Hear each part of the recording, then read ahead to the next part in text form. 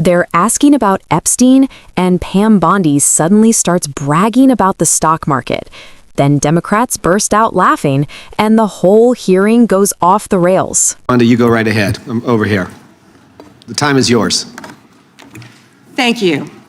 First, he brought up the president saying they indicted me twice. They sure did. They tried to impeach him twice. And you, Mr. Nadler, were one of the leads on the impeachment. I was on the other side. I lived that with you. During impeachment, you said the president conspired, sought foreign interference in the 2016 election. Robert Mueller found no evidence, none, of foreign interference in 2016. Have you apologized to President Trump?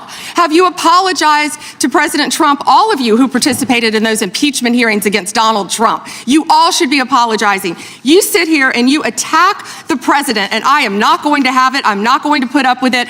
You know, all they want to do, the American people need to know this. They are talking about Epstein today. This has been around since the Obama administration. This administration released over 3 million pages of documents, over 3 million, and Donald Trump signed that law to release all of those documents. He is the most transparent president in the nation's history. And none of them asked Merrick Garland over the last 4 years one word about Jeffrey Epstein. How ironic is that? You know why? Because Donald Trump, the Dow right now is over $50,000. I don't know why you're laughing. You're a great stock trader, as I hear, Raskin. The Dow is over 50,000 right now. The S&P at almost 7,000.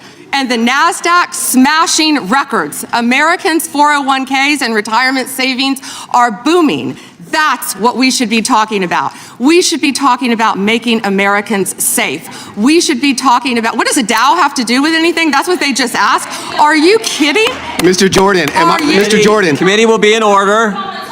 Mr. Jordan, am I going to get an extra 45 seconds added to my time? The committee will be in order. The time belongs to the gentleman from Texas. Ms. Bondi, the Attorney General can respond.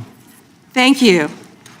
The Dow has shattered 50,000 for the first time. This is crazy. They said it couldn't be done in 4 years, yet President Trump has done it in 1 year.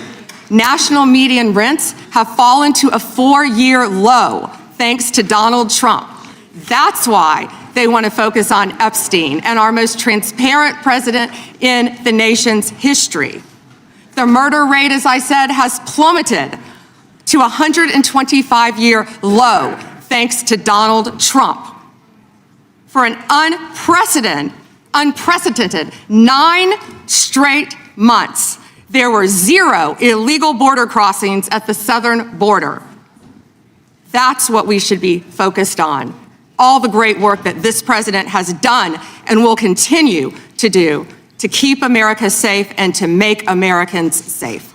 Thank you, Attorney General Bondi. I agree with you totally. I think you've done a fine job. I think that Democrats, in fact, should be apologizing to the Epstein victims for doing nothing during the 4 years that they were running the government. We did not hear about this, and it took you and President Trump to finally provide transparency and give answers to the American people, and I want to thank you for that. I want to thank you also for standing up for truth today and for fighting back against the theatrics and the time waste that you will endure over the next hour or two. I want to apologize on behalf of my colleagues on the left. They're not all that bad, but they've got to put on a show. And I'm sorry that you have to go through that. And I would like to yield the last, I'd say 40, even 40 is 80 seconds. The clock says 40, but I've got 80 seconds since I was so rudely interrupted, and I'll give all 80 seconds to Chairman Jordan. And I would just yield to the Attorney General if she has anything to add.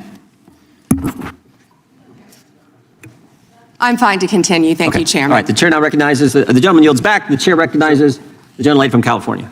Thank you, Mr. Chairman. I would note that Mr. Nadler's question has not yet been answered, but I want to start by asking that out of respect for the American public. This moment tells you everything you need to know about how unserious this defense really is. In the middle of a tense judiciary hearing about accountability, transparency, and Jeffrey Epstein, Pam Bondi pivots not to facts, not to answers, but to the Dow hitting 50,000. And the room erupts in laughter because everyone watching understands the absurdity of what just happened.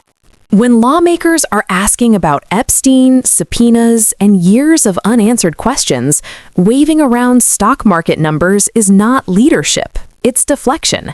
It's the oldest political trick in the book. Change the subject, declare victory somewhere else, and hope nobody notices the question you just ran from. Democrats didn't laugh because the economy doesn't matter. They laughed because it was painfully obvious that the economic talking points had absolutely nothing to do with the matter at hand. And let's be clear. Stock market highs don't absolve anyone of responsibility. The Dow doesn't answer subpoena. The S&P 500 doesn't explain why Epstein victims were ignored for years, and retirement account balances don't magically erase the obligation of the Attorney General to respond honestly to congressional oversight. Pretending otherwise insults the intelligence of the American people. What made this moment even more revealing was the contrast. While Bondi talked numbers and applause lines, Democrats were asking about process, accountability, and the rule of law. That's why the laughter stung, because it exposed the tactic for what it was. Not confidence, not strength, panic dressed up as bravado. This is what happens when politics replaces governing. When serious questions are met with campaign slogans, when oversight is treated like an inconvenience instead of a constitutional duty, and when laughter becomes the only appropriate response to a dodge so obvious it can't even pretend to be an answer.